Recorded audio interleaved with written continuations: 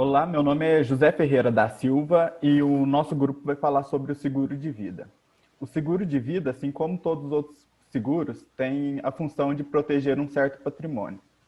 Mas, diferente dos outros seguros, o seguro de vida paga uma indenização caso o segurado venha morrer, falecer, ter alguma doença grave ou tiver algum sinistro que interfira gravemente na vida da pessoa, em caso de saúde ou de morte, essas coisas. Os tipos de contrato de seguro de vida mais comuns são esses quatro: o doenças graves, morte acidental, renda hospitalar e assistência funeral. Todo seguro de vida cobre morte por doença. Só que no caso das doenças graves, é se o segurado pegar alguma doença grave que não tem cura. Eu vou dar o exemplo de câncer, que é o que me vem na cabeça agora. É uma doença grave, e aí no caso do segurado contrair essa doença ou descobrir essa doença, ele recebe uma quantia de indenização do seguro.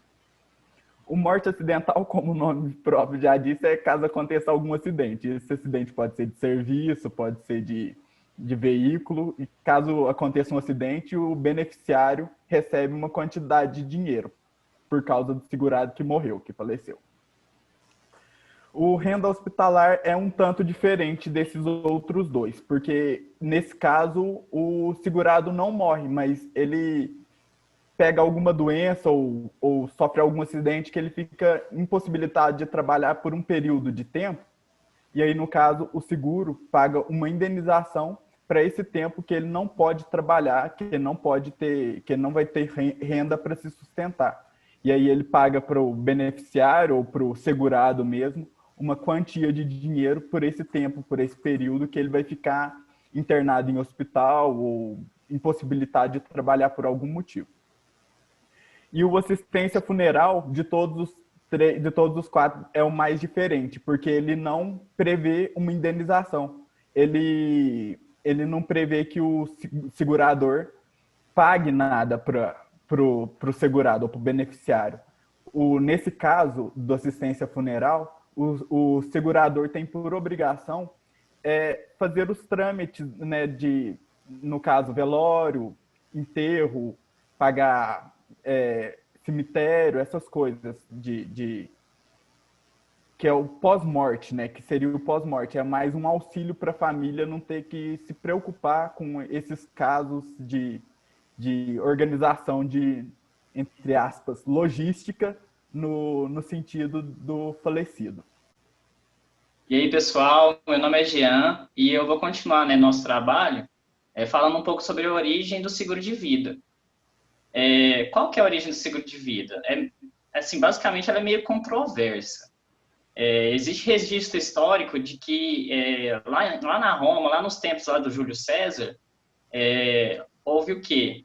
Houve a criação da primeira tábua de mortalidade pelo Domitius Ulpianus, que era um cara que era muito interessado nessa questão de vida e morte, e aí ele fez essa tábua de mortalidade, que é o quê? É um instrumento que é utilizado para calcular as probabilidades, né, de vida e morte das pessoas em função da idade. Mas, assim, a primeira apólice mesmo de seguro de vida, ela foi criada lá na Inglaterra, em 1583, muito tempo depois. E lá mesmo na Inglaterra também foi criada a primeira sociedade de seguro de vida, que foi em 1699.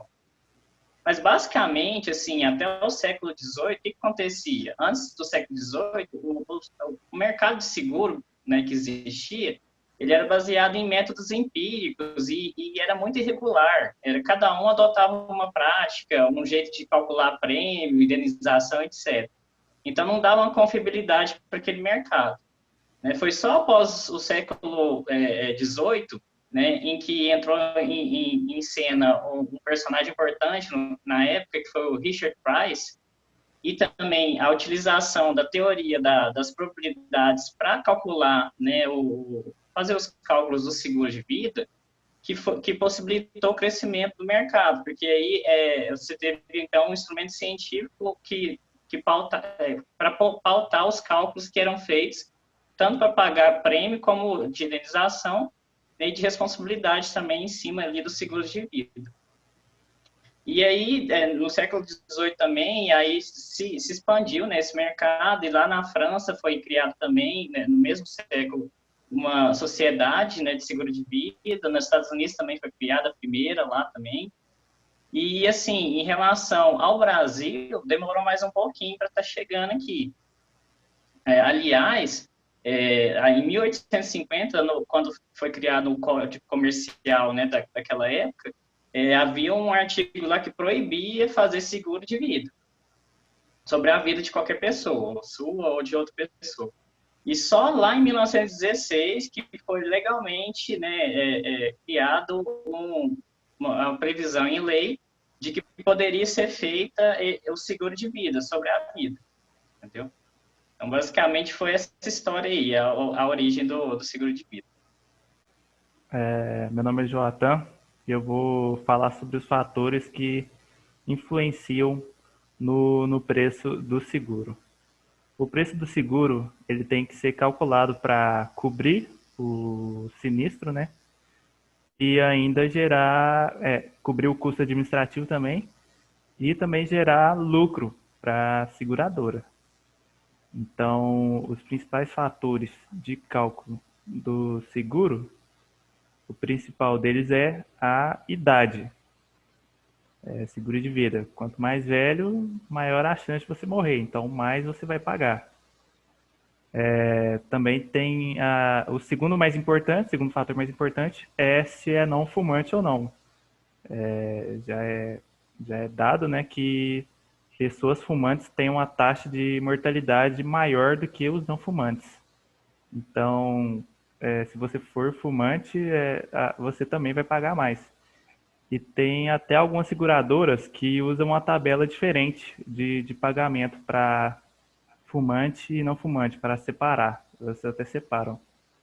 Então, esses são os dois principais aí, né, de fatores que podem influenciar, aumentar o preço do seguro. Quanto mais velho, mais você paga. E se for fumante, também aumenta o preço que você vai pagar. O terceiro fator é o histórico médico e pessoal e familiar. Se a sua família não tem algum histórico de doença, tipo câncer, diabetes, doenças hereditárias no geral, se for constatado que você possui alguma doença hereditária ou alguma doença pessoal desenvolvida, uma doença autoimune, por exemplo, esse preço do seu seguro também vai estar aumentando, né?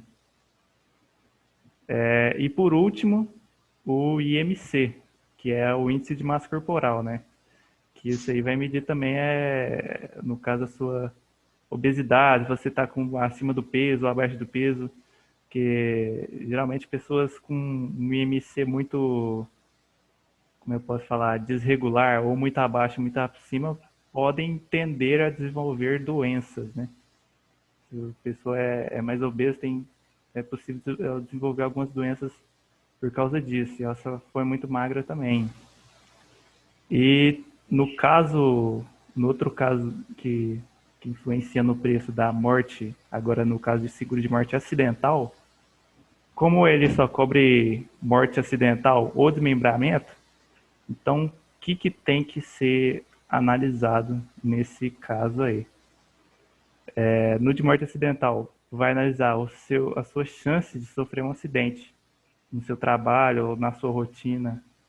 Por exemplo, se você for, por exemplo, um motoqueiro, a chance de um motoqueiro acontecer um acidente com ele é muito alta, muito alta. Então, com certeza, de acordo com a sua atividade ou seu dia a dia, você vai pagar a mais, que vai depender do risco de acidente que você corre no seu dia a dia. E esse seguro de morte acidental ele só cobre acidentes. Então ele é até mais barato do que o seguro de vida em si, porque ele só cobre acidentes e também não ele é mais difícil de você conseguir, porque ele é bem interpretativo. Tem alguns casos, por exemplo, se o cara sofre um acidente e morre, sei lá, algum tempo depois e não na hora ou recentemente, tem a chance dele não receber a indenização dele. E é isso. Bom, boa noite. Meu nome é Felipe e eu vou falar um pouco mais sobre o mercado de seguros e como que o seguro de vida está inserido dentro desse mercado. Como a gente pode ver aí nesse slide, o mercado de seguro de vida ele está representado dentro do seguro de pessoas, né? Segundo esse gráfico aí da SUSEP, em 2019, o seguro de pessoas já tem mais ou menos 36% do profit pool desse setor. Ou seja, o seguro de pessoas é talvez um dos serviços mais comuns, um dos seguros mais comuns adquiridos dentro do setor. Além disso, a gente tem que levar em consideração também um pouco sobre o futuro do seguro de vida, né? A gente está vivendo nesse momento uma pandemia que impossibilitou muitas pessoas, por exemplo, de ir ao trabalho, mas ao mesmo tempo também tem feito com que as pessoas tenham cada vez mais preocupação com a sua vida, com a sua saúde e com o que aconteceria caso ela morresse com a sua família, né? Pessoas que dependem dela. Por isso, quando a gente olha, por exemplo, alguns números, como por exemplo do Minuto Seguros e da Fenaprev, a gente vê aumentos de mais de 90% na venda de seguros de vida em períodos como março e maio de 2020 em relação a 2019. A gente ainda pode ver, por exemplo, nesse gráfico, né, do Conselho Nacional de Seguros, a gente vê que os seguros de vida, né, esses seguros de risco, eles também têm crescido ao longo do tempo. E justamente a partir dessa pandemia que está acontecendo no ano de 2020, a gente pode ver um aumento ainda maior desse número dentro do setor.